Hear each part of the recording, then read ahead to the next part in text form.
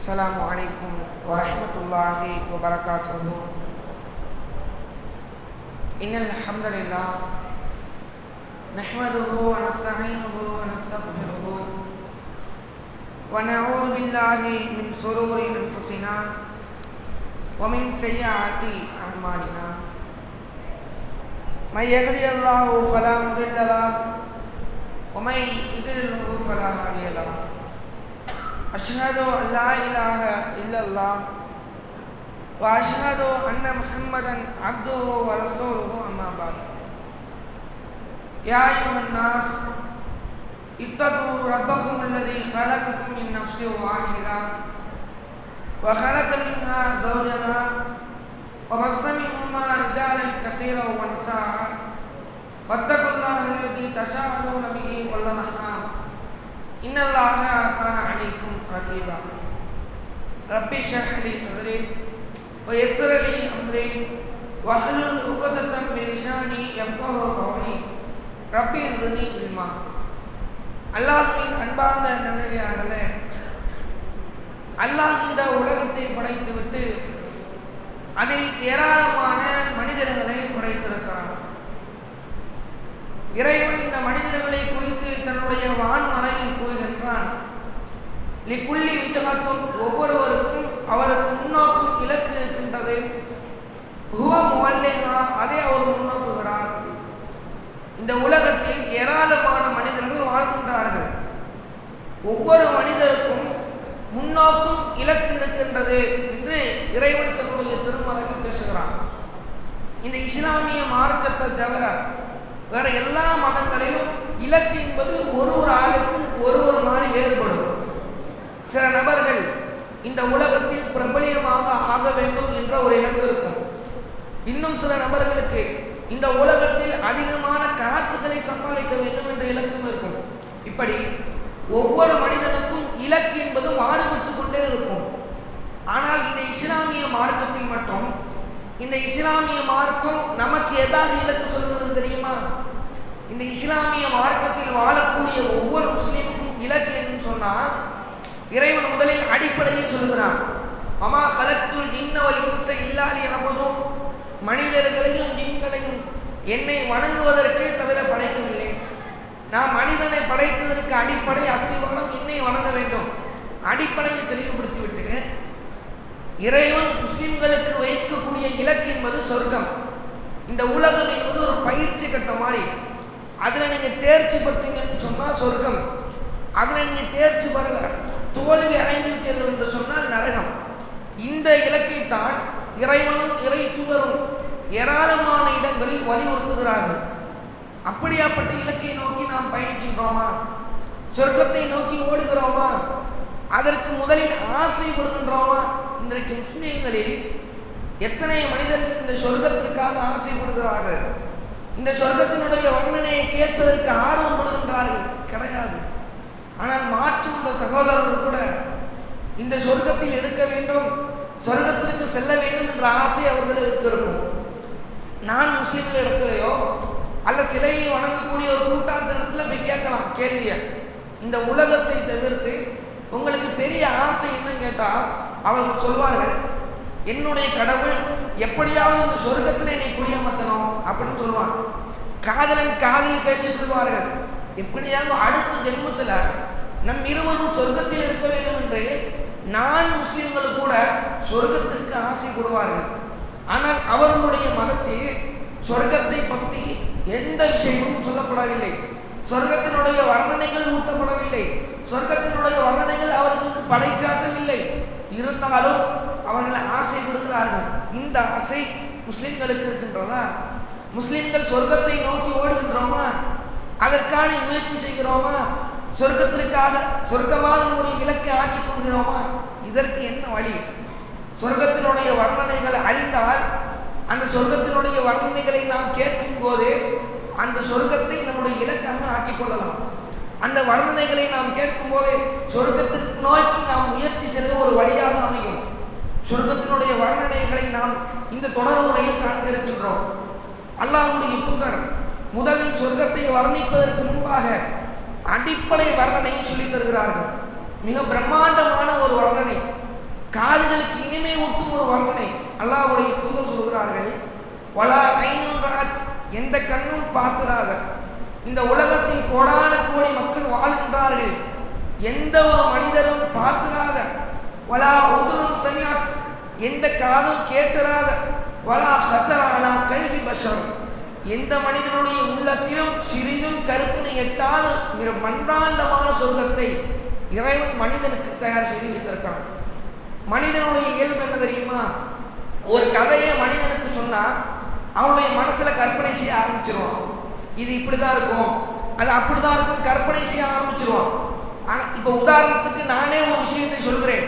சொர்க்கத்தை பத்தி ஒரு மாளிகை இப்படி இருக்கும், சொர்க்கத்தினுடைய மாளிகை இருக்கும் என்று சொன்னால் நம்முடைய கற்பனையில எட்ட ஆரம்பிச்சிடும். இப்படிதான் இருக்கும் போல, இப்படிதான் சொர்க்கத்தினுடைய வர்ணனைகள்லாம் அமைஞ்சிருக்கும் போல அப்படின்னு சொல்லிட்டு கற்பனைக்கு எட்டும்.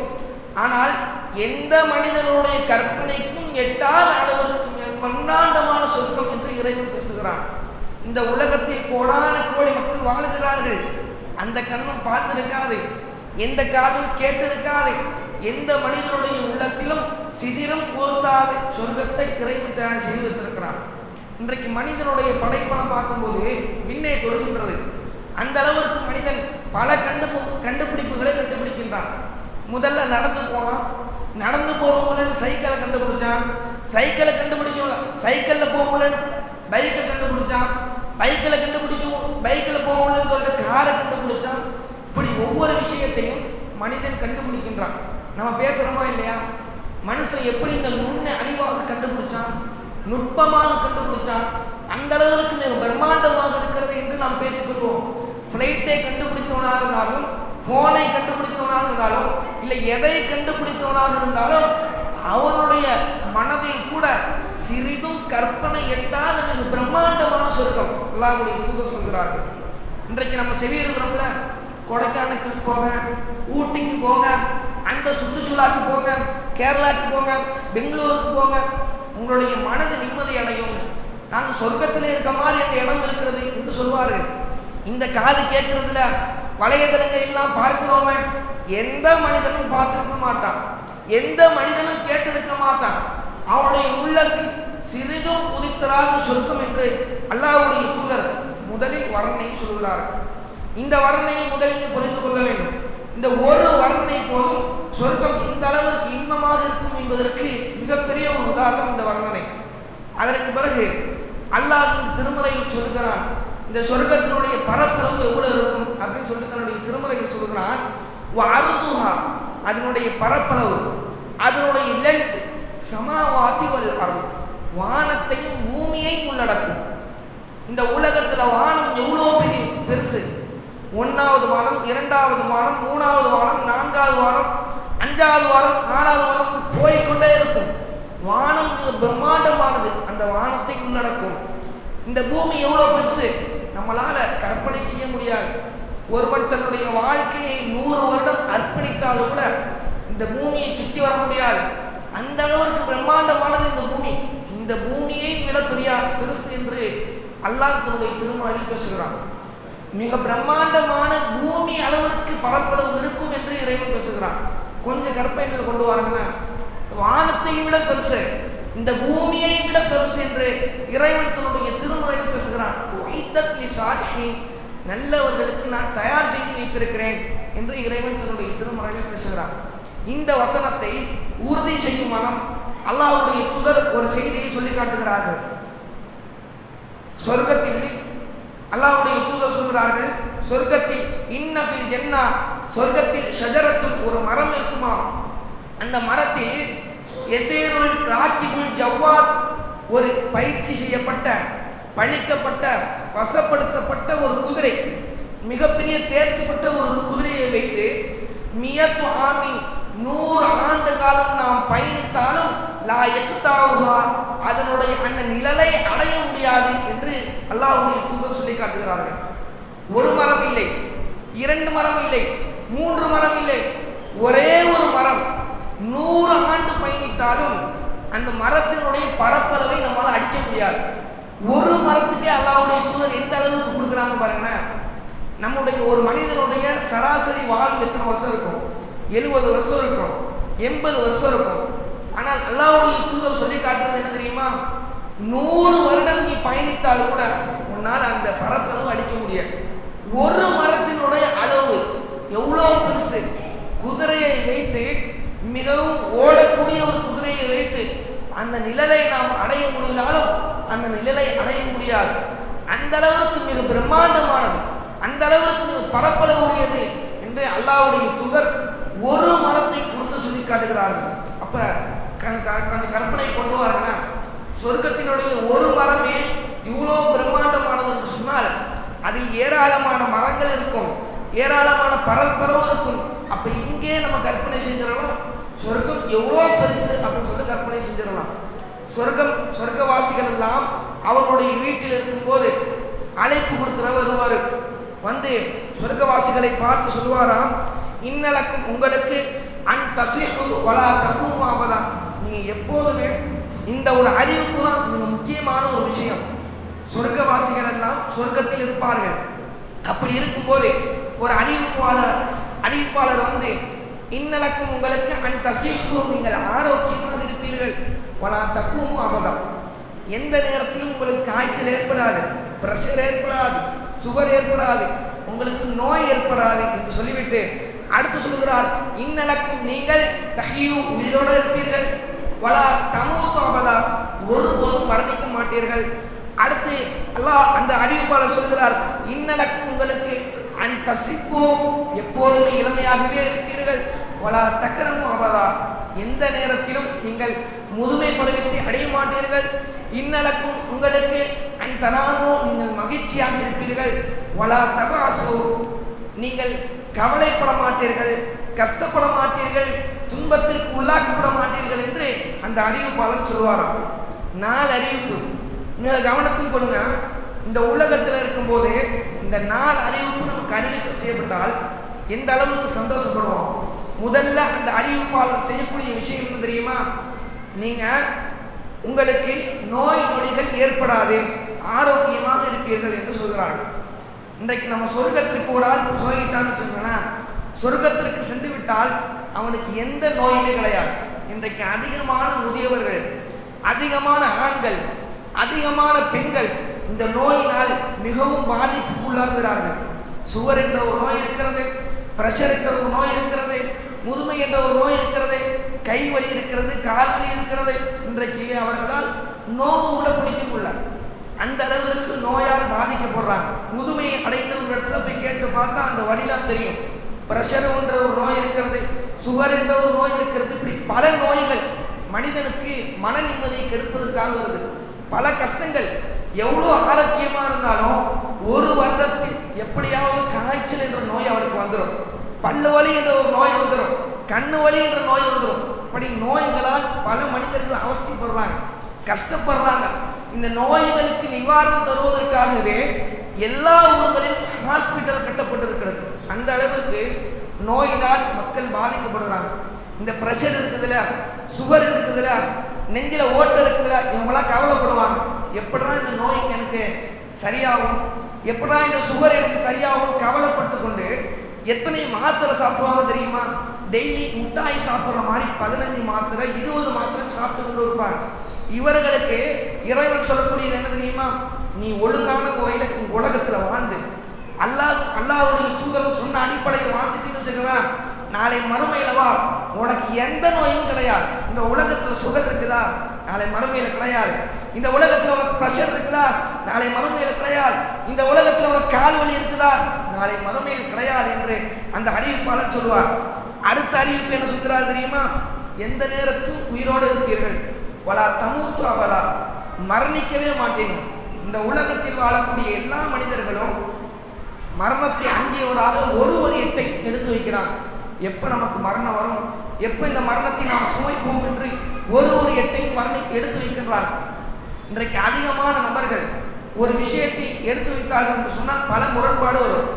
இன்றைக்கு சுன்னத் ஜமாத்தாக இருந்தாலும் பல மதங்களாக இருந்தாலும் ஒரு கருத்தை எடுத்து வச்சுட்டோம்னு வச்சுக்கோங்களேன், அதற்கு பல எதிர்ப்புகள், பல சங்கடங்கள், பல எதிர்ப்புகளை சந்திப்போம். ஆனால் ஒரு கருத்தை எடுத்து வைத்தால் நினைச்சுக்கோங்களேன், எல்லாரும் ஒன்றுபடுவார்கள். இந்த உலகத்தில் இருக்கக்கூடிய ஒரு மனிதனாலும் மறுக்க முடியாத ஒரு விஷயம் என்று சொன்னால் மரணம் பருவம் தான். நீ கண்டிப்பா மரணிப்பேன்னு சொன்னா ஒத்துக்குருவான். ஆமா, நான் மரணிக்கத்தான் செய்வேன். இந்த மரணம் இருக்குதுல, ஒவ்வொரு நிமிடமும் நாம் யோசித்து எப்போ மரணிக்க போகிறோம், எப்போது நமக்கு மரணம் வரும் அஞ்சு நடக்கிறோம்ல. ஆனால் சொர்க்கத்தில் அப்படி கிடையாது. நீ சொர்க்கத்திற்கு போய்விட்டால் நிரந்தரமாக இருப்பாய். நம்ம இந்த 60 வருஷம் தான் வாழுவோம், 70 வருஷம் தான் வாழுவோம், 100 வருஷம் தான் வாழுவோம் கிடையாது. நிரந்தரமாக அங்கதான் இருப்பான். உனக்கு மரணமே வராது என்று அந்த அறிவிப்பாளர் சொல்லுவார். அடுத்த ஒரு விஷயத்தையும் சொல்லுவார். நீ எப்போதும் இளமை பருவத்தை இருப்பாய், முதுமை பருவத்தை அடைய மாட்டாய், சின்ன பருவத்திற்கு போக மாட்டாய். இந்த இளமை பருவம் என்பது ஒரு அற்புதம் மாதிரி. சின்ன வயசுல இருக்கும் போதே ஆற்றல் இருக்கும், தூக்குறதுக்கு ஏதாவது ஒரு வேலையை செய்யணும்னு சொன்னா ஆற்றல் இருக்கும், ஆனா அறிவு இருக்காது, அனுபவம் இருக்காது. முதிய பருவத்தில் எடுத்துக்கணும்னு சொல்லுங்களேன், அறிவு இருக்கும், அனுபவம் இருக்கும், ஆனா ஆற்றல் இருக்காது. முதியவர்களிடத்துல கேட்டு பார்த்தா தெரியும், அறிவு இருக்கும், அனுபவம் இருக்கும், ஆனா ஆற்றல் இருக்காது. இந்த ரெண்டுமே ஒரு பருவத்தில் கிடைக்கும்னு சொன்னா இளைஞர் பருவம் தான். இந்த இளைஞர் பருவம் என்பது அந்த நேரத்தில் தான் மனைவி என்ற உறவை அவன் அடைகின்றான். மிகவும் இந்த உலகத்தையே உலா வருகிறான், சந்தோஷமாக மகிழ்ச்சியாக இருக்கிறான். இந்த இளமை பருவத்தில் தான்.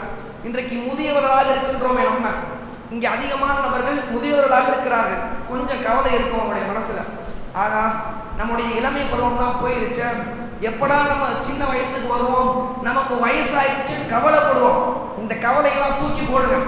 நம்ம அல்லாஹ்வுக்கும் அல்லாஹ்வுடைய தூதருக்கும் அடிபணிந்து வாழ்ந்தால் நாளை சொர்க்கத்துல எல்லாமே இளமை பருவம் தான்.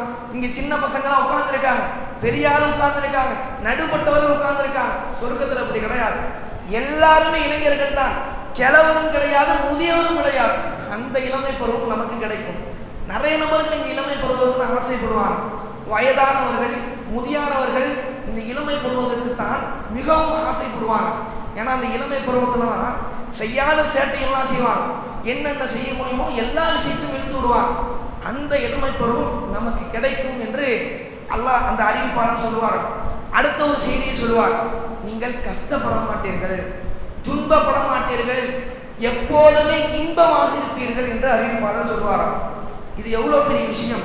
இன்றைக்கு அதிகமான நபர்கள் எதையோ ஒரு விஷயத்தை யோசித்துக் கொண்டு கவலைப்பட்டு கொண்டு இருப்பாங்க.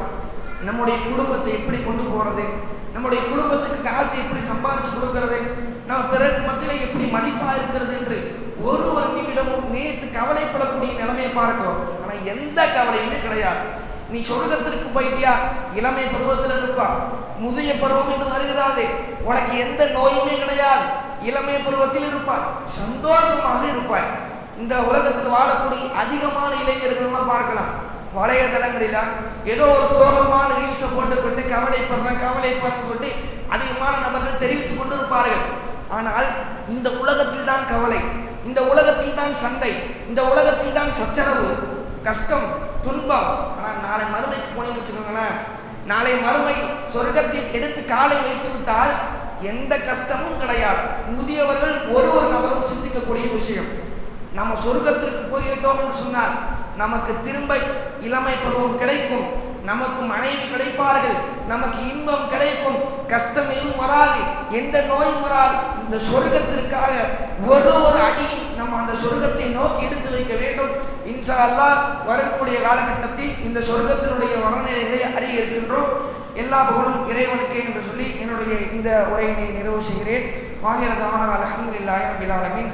அஸ்ஸலாமு அலைக்கும் வரஹ்மத்துல்லாஹி வபரகாத்துஹு. டெய்லி